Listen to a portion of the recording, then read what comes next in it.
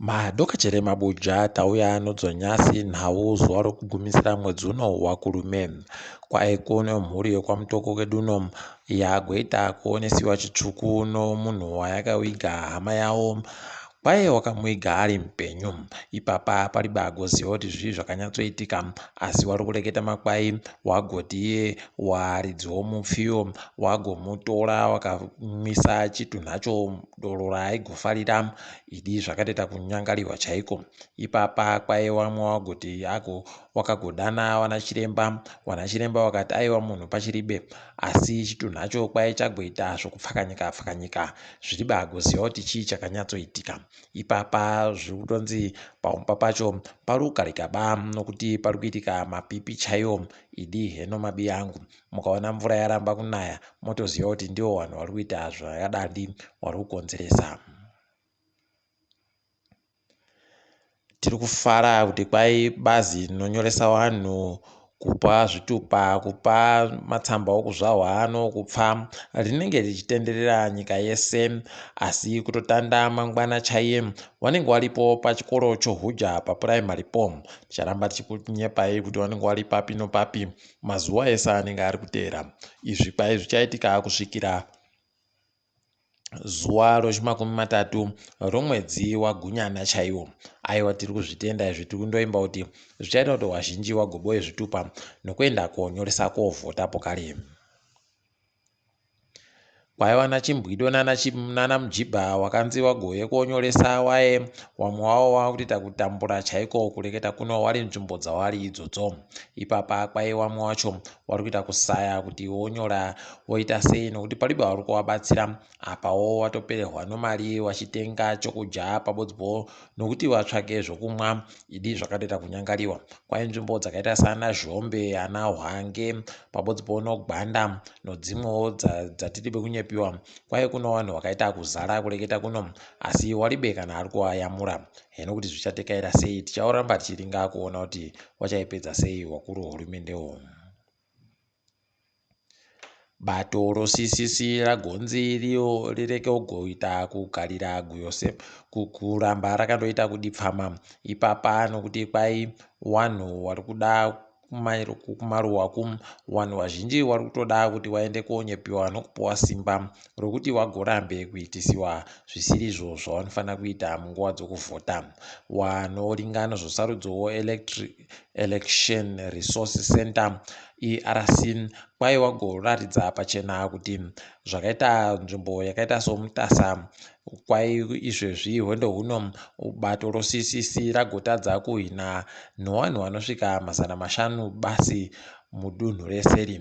Ipapa zvino zvatoratidza pachena kutoti vanhu vakaenda kovhota wakawanda wachiramba kuvhundutsiwako zvinoita zvakanaka. Taakutoshira kuti wakanga waramba waye kuvhundutsiwa naIshe Chinamasa vanogona kundopinziwa mushishi kureketa kuno panguva inotamirira sarudzo dziri kuuya gore rinouya. Nyasi kwagoburika baba Aburahamu Morgen Komichi ari kureketa iye kuti wabvuma manji kuti bato rawo raita kurambiwa nevanhu kusvipiwa chaiko kuita kunga dohwe rapera kutapirako. Haidi zvakaita kunyangariwa chaiko. Heno kuti wamonzorawo wachazvibvuma chere, asi ipapa tiri kuona wakutoita kusaya kuti woita sei, wari kuita kuhwadziwa, asi wari kuona pokare kuti wakaita kuikoshera pautsi chaiko. Heno kuti wachaipedza sei. Akamboita mutungamiri wenyika Pekezela Mupoko kwai agoreketa iye kuti akuendesa muzvinafundo Ncube kudare dzimhosva guru munyika nonyaya yemari yavari kuti iwo muzvinafundo ndo wagowabira mari iyo. Aidi heno tichaona kuti zvichapera sei. Asi wamwe wagotoringa wakati izvi zvinenge zviri kuitiwa nobato roZANU-PF kuti riite kuvhiringidza bato rosisisi nokuti waNcube munhu mukuru mubato ri. Heno kuti zvichatekaira sei, ticharamba takandoringa kwazvinenge zviri kuenda. Nyika yeRwanda yagoreketa iye kuti kwai mwedzi waGunyana iyu ndo wairi kuringira kuti goboya warayiridzi vanosvika 500 kubva kunyika kwedu. Haidi vanhu ngavaite tusvinu waende hawo kofundzisa kunyikako peno zvingaite kuti mhuri zhinji dzikwanise kuboyawo. chouviri chinoita kuti zviite zviri nani.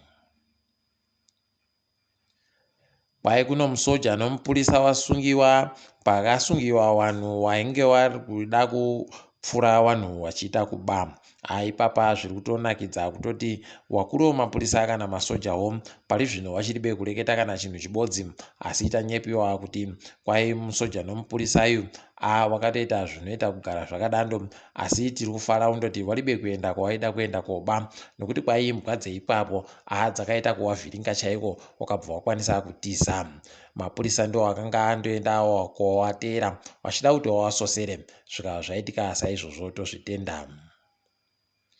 Kwai kambani yokubhuriteni inoita zvokuchera zvichehwa yoRed Road Resources kwai yagotenga mumwe mugodhi yochehwa chorithium muno munyika, zvokutoti yakutoringira kutoti itande kurima kuchera makuno kuno yano. Ticharamba tichiringa kuti vanenge vachizvikona chere, tichirovera manja kuti dai zvaramba zvidando peno Zimbabwe ingaboyewo chouviri chiri nani. Wakuru wanotonga kukambani yozimura kwai waingidziwa pabodzi pauno kupiwa mutungamiri wawo.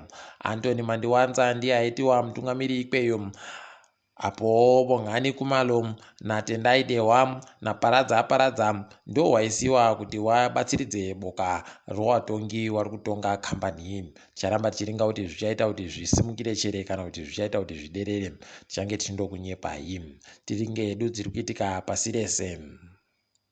KuSouth Africa mukuru wemapurisa aisiwa Nyasi ndi mukuru Masemola aisiwa nawo Ramaphosa. Ticharinga kuti zvichakoneka chere kuti asenze naBheki Cele ari kurukota aro zvinoitika kumapurisa.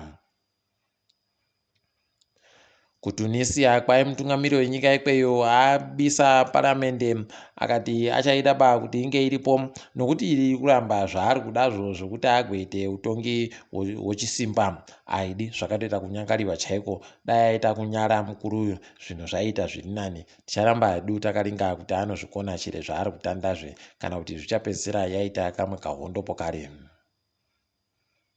Wazhinji wanofarira mafirimu nomabhaisikopo wari kuhwadziwa Nyasi pareketa Bruce Willis kuti achazvidaba zvokuita kutamba mutambo wemafirimu nomabhaisikopo zvinhu.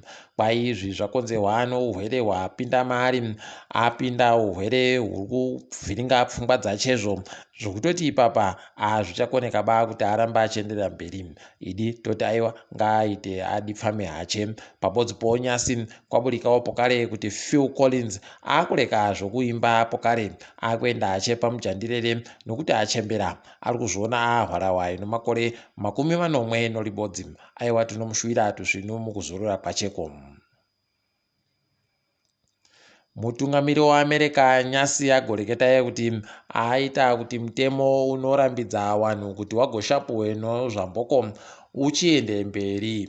Aidi zvinotorwadza kutoti wanga wasvika kuAmerica makore ese kubva makore onhapwa yevanhu vatema kusvikira makore aNyasi waribe kuita mutemo wakadandi. Aidi zvakatoita kuoma. Idi tinofara hedu kuti zvaitika Nyasi chero zvazvaitika naNhasa hwiba humwe bada nahwi. Toramba tichitenda izvozvi nokuti zvakatinakirawo. Tiri ipapo zvedu. Aiwa togumira pano. Ndini wenyu Mhanduwe WeNhau.